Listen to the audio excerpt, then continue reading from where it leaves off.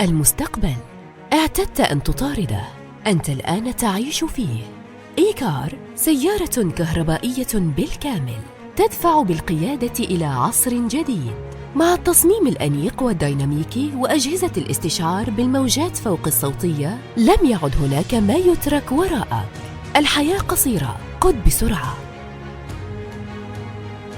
بحسب استطلاعات الرأي، يشعر غالبية التلاميذ في ألمانيا بحالة من الاكتئاب واليأس وعدم الحماس بسبب عملية الإغلاق المستمرة، فالتعليم المنزلي أجهد الكثير من الطلاب، فيما لا تستطيع العائلات السيطرة على الوضع. كل صباح تجلس كاتارينا التي تبلغ من العمر 13 عاماً على طاولة الطعام وتحاول مذاكرة اللغة الإنجليزية أو الرياضيات، ويجلس بجانبها أخوها الصغير فيليب ذو 10 أعوام الذي عليه المذاكرة أيضاً.